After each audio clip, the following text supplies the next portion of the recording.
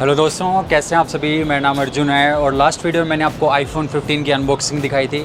आज इस वीडियो में आपको आईफोन 15 के बारे में सब कुछ डिटेल में बताऊंगा। पर उससे पहले अगर आप चैनल पर पहली बार आए हैं तो जल्दी चैनल को सब्सक्राइब कर लीजिए और बेल आइकन को दबा दीजिए, जिससे मैं जब भी ऐसी वीडियो अपलोड करूँ तो आपको पता लग जाए। तो चलिए दोस्तों, वीडियो शुरू करते हैं।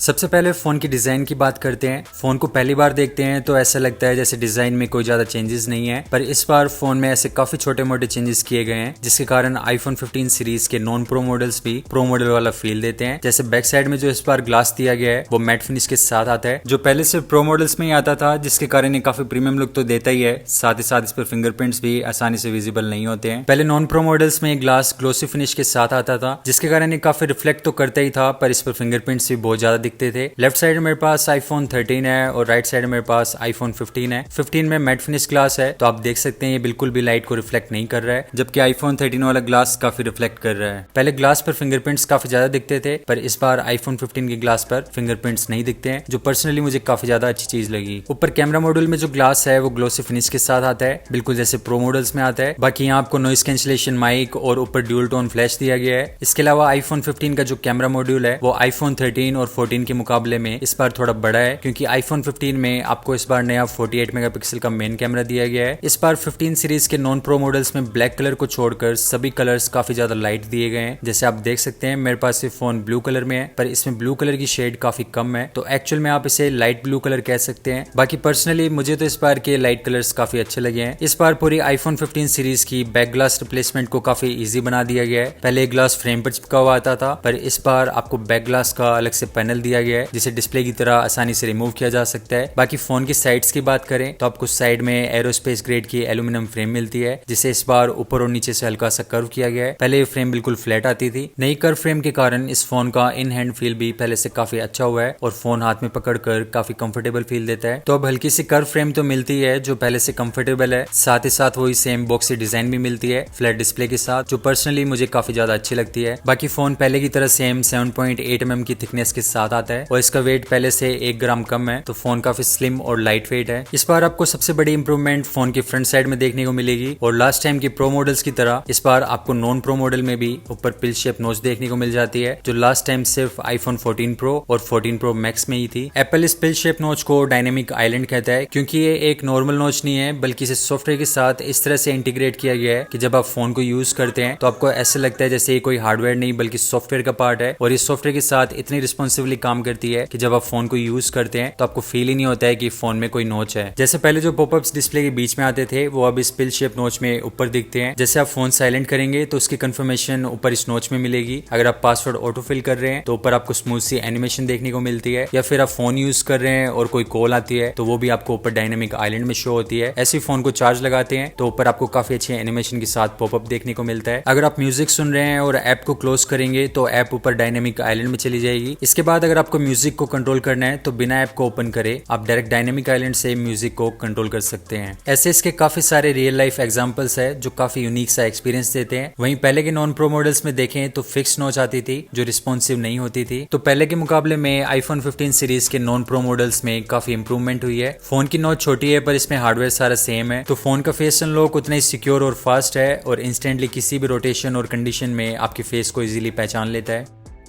बाकी फोन के लेफ्ट साइड में आपको यहाँ पर वॉल्यूम अप और डाउन बटन्स दिए गए हैं। ऊपर आपको वही क्लासिक साइलेंट स्विच मिलता है जो इस बार प्रो मॉडल्स में से हटा दिया गया है। फोन के राइट साइड में यहाँ पर पावर बटन दे रखा है। बाकी फोन के नीचे की तरफ आपको स्पीकर, नया USB-C पोर्ट और एक माइक्रोफोन दिया गया है। USB-C पोर्ट तो आईफोन में अब जाकर आया है, पर मैं आईफोन काफी टाइम से यूज कर रहा हूँ और मुझे आदत है आईफोन को लाइटनिंग केबल से चार्ज करने की, तो जब भी मुझे फोन को चार्ज करना होता था तो कई बार मैंने USB-C की जगह इसमें लाइटनिंग केबल कनेक्ट करने की कोशिश की है। अगर आप भी काफी टाइम से आईफोन यूजर है तो आपको भी इस नई केबल के साथ एडजस्ट होने में थोड़ा टाइम लगेगा, बट पर्सनली बताऊं तो मुझे आईफोन में USB-C पोर्ट काफी ज्यादा अच्छा लगा, क्योंकि मोस्टली एक्सेसरीज USB-C पोर्ट के साथ आती है। पहले अगर आपको USB-C एक्सेसरी कनेक्ट करनी होती थी तो आपको अलग से डोंगल परचेज करना पड़ता था, पर अब USB-C के साथ आप डायरेक्ट एक्सटर्नल एक्सेसरीज को अपने फोन के साथ कनेक्ट कर सकते हैं। जैसे ये मेरी SSD USB-C पोर्ट के साथ आती है तो मैं इसे डायरेक्ट फोन से कनेक्ट कर सकता हूँ, और फिर अगर मैं फोन की फाइल्स ऐप में जाऊँ तो मुझे ये SSD यहाँ पर शो हो जाएगी, जिस पर टैप करके मैं इसके कंटेंट्स को डायरेक्ट फोन में देख सकता हूँ और बिल्कुल कंप्यूटर या लैपटॉप की तरह डायरेक्ट उन्हें फोन में ओपन कर सकता हूँ।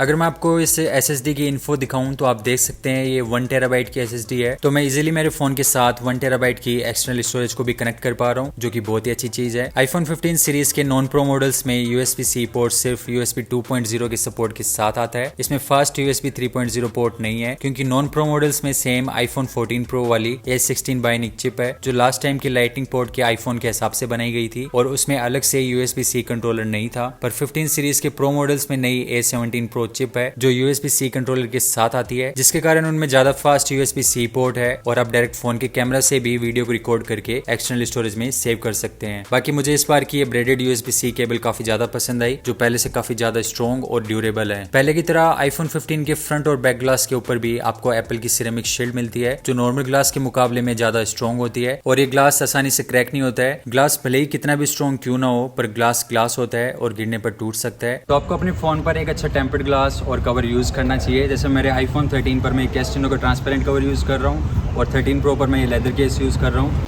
पर ये जो कैस्टिनो का ट्रांसपेरेंट केस है ये 10.8 फीट की ड्रॉप प्रोटेक्शन के साथ आता है, तो अगर आप इस फ़ोन को यहाँ से गिर दे तो कोई दिक्कत वाली बात नहीं है। आप देख सकते हैं फ़ोन बिल्कुल परफेक्टली चल रहा है। चलिए अब इस फ़ोन को इस साइड से गिराते हैं।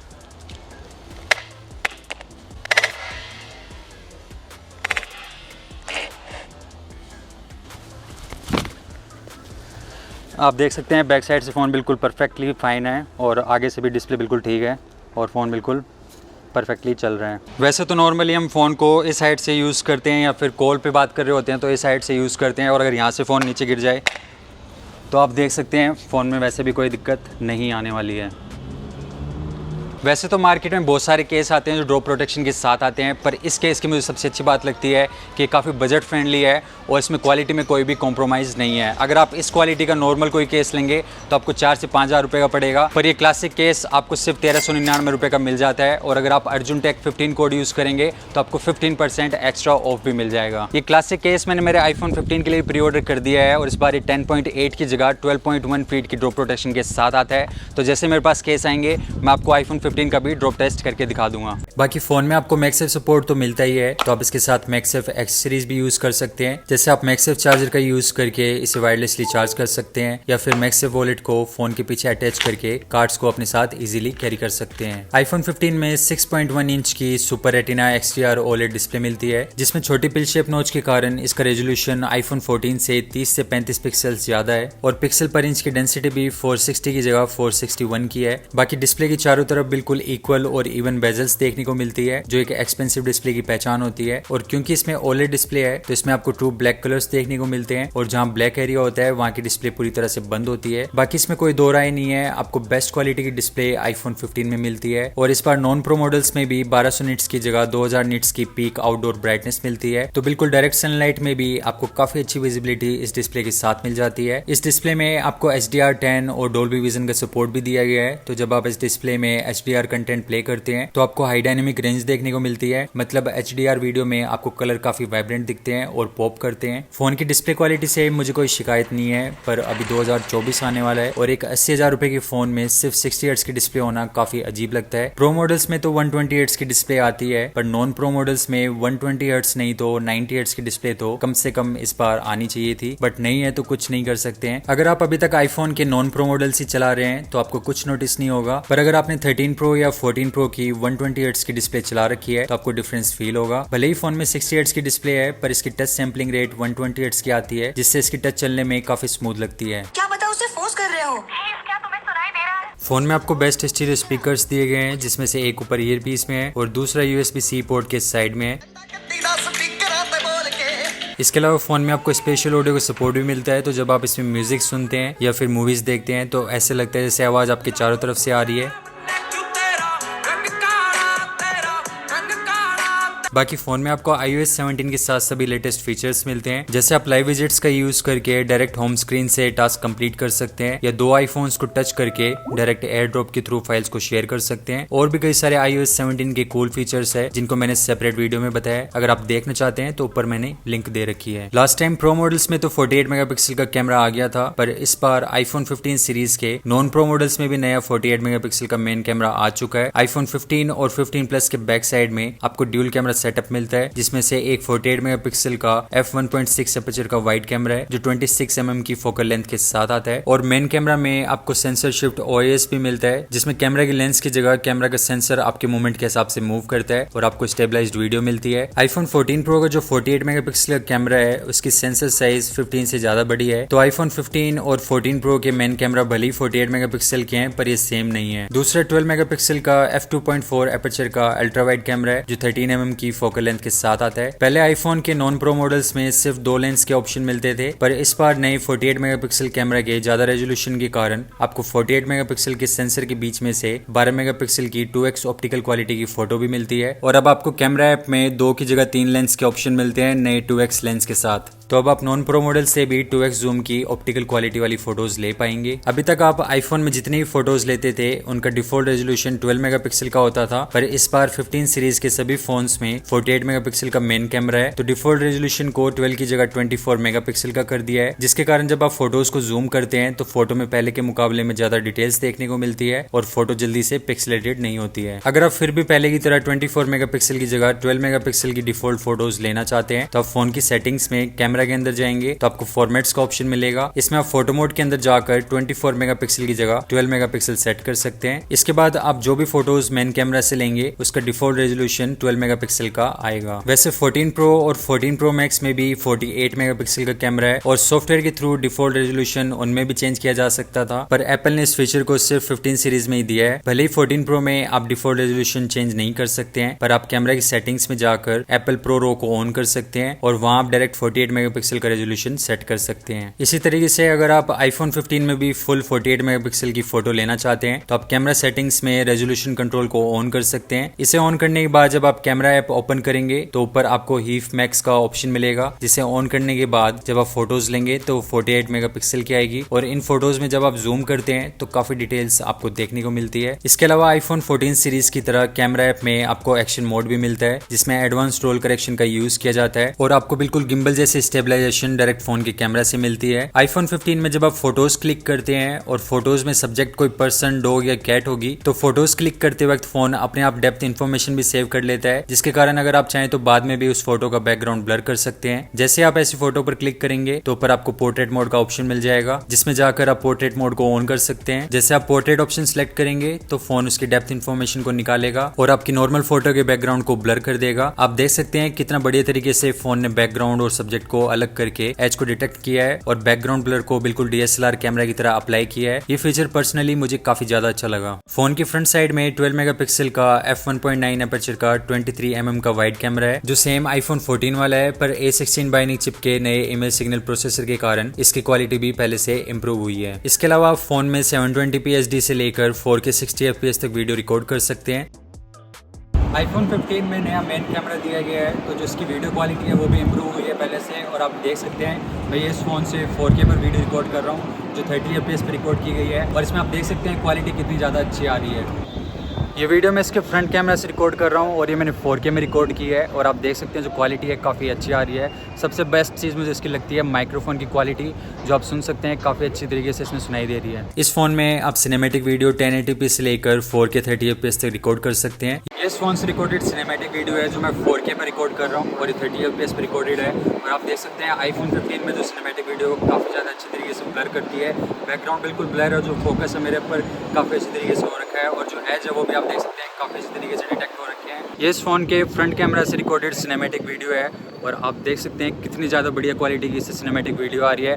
बैकग्राउंड भी बहुत ही अच्छी तरीके से ब्लर है, और जो एज डिटेक्शन है वो बहुत ही ज़्यादा अच्छी हो रखी है, बिल्कुल DSLR कैमरे की तरह, तो काफ़ी अच्छी आपको इससे सिनेमैटिक वीडियो फ्रंट और रियर कैमरा से देखने को मिलती है। ये मैं इस फोन के कुछ फोटो सैंपल्स अटैच कर रहा हूँ, जिससे आपको आइडिया लग जाएगा कि इस फोन से कैसी फोटोज आती है। सभी फोटोज के साइड में मैंने इनकी डिटेल भी दे रखी है, जिससे आपको पता लग जाएगा कि मैंने कौन सी फोटो किस लेंस से ली है। मुझे पर्सनली इसका 48 मेगापिक्सल का मेन कैमरा काफी ज्यादा अच्छा लगा और इससे फोटो क्वालिटी में काफी ज्यादा इंप्रूवमेंट हुई है। अल्ट्रा वाइड और फ्रंट कैमरा सेम iPhone 14 वाला है, पर A16 बायोनिक चिप के नए इमेज सिग्नल प्रोसेसर और फोटोनिक इंजन के कारण इनकी फोटो क्वालिटी में भी पहले के मुकाबले में इंप्रूवमेंट हुई है। iPhone 15 में iPhone 14 Pro वाली एप्पल की A16 बायोनिक चिप है, जो 4 नैनोमीटर आर्किटेक्चर पर बनी है और ये चिप परफॉर्मेंस वाइज काफी पावरफुल है। अभी तो वैसे iPhone 13 और 14 वाली चिप भी बिल्कुल स्मूथली चलती है और उनमें भी कोई लैग नहीं आ रहा है, तो परफॉर्मेंस वाइज iPhone 15 में कोई दिक्कत नहीं आने वाली है। इस चिप में 5 कोर का GPU है, जो iPhone 14 के GPU से 50% एक्स्ट्रा मेमोरी बैंडविड्थ के साथ आता है, जिसके कारण इसकी ग्राफिक परफॉर्मेंस भी iPhone 14 के मुकाबले में ज्यादा अच्छी है। तो गेम्स चलने में काफी स्मूथ लगती है और बिल्कुल कंसोल लेवल वाले ग्राफिक्स इस फोन से मिलते हैं। इसके अलावा अगर आप वीडियो एडिटिंग वगैरह करते हैं तो वो भी आप इसमें स्मूथली कर पाएंगे। बाकी इसमें सेम iPhone 14 Pro वाली चिप है, तो इसमें कुछ अलग बताने के लिए है नहीं, पर अगर आप फिर भी इस चिप के बारे में डिटेल में जानना चाहते हैं तो मैं ऊपर आपको iPhone 14 Pro वाली वीडियो की लिंक दे दूंगा, उसमें मैंने इस चिप के बारे में डिटेल में बताया है। ये इस फोन के Geekbench 6 ऐप के CPU बेंचमार्क स्कोर्स है, ये इसके GPU बेंचमार्क स्कोर्स है और ये इसके Antutu बेंचमार्क स्कोर्स है। iPhone 14 से iPhone 15 की बैटरी कैपेसिटी 70 mAh ज्यादा है, जो कोई बहुत ज्यादा डिफरेंस नहीं है और इसका बैटरी बैकअप मुझे सेम iPhone 14 जैसा ही लगा। नॉर्मल यूजेस में ये फोन पूरा दिन निकाल देता है। अगर आप 5G पूरे टाइम ऑन रखेंगे और ज्यादा डाटा आप डाउनलोड करेंगे तो आपको फोन बीच में चार्ज लगाना पड़ सकता है। इसी तरीके से अगर आप ज्यादा ग्राफिक इंटेंसिव टास्क करते हैं तो भी आपको फोन दिन में 2 बार चार्ज करना पड़ सकता है। तो बैटरी बैकअप ऐसी चीज है, सबके हिसाब से अलग अलग आता है। बाकी मुझे इसका बैटरी बैकअप डिसेंट लगा। फोन में 20 वोल्ट की फास्ट चार्जिंग भी मिलती है, जिससे 30 मिनट में आपका फोन 50% चार्ज हो जाता है। तो दोस्तों, इस वीडियो में बस इतना ही था। अगर आपको वीडियो अच्छी लगी तो वीडियो को लाइक कर दीजिए और चैनल को सब्सक्राइब करके बेल आइकन को दबा दीजिए, जिससे मैं जब भी ऐसी वीडियो अपलोड करूं तो आपको पता लग जाए। फिर मिलूंगा आपसे अगली वीडियो में। इस वीडियो को देखने के लिए धन्यवाद।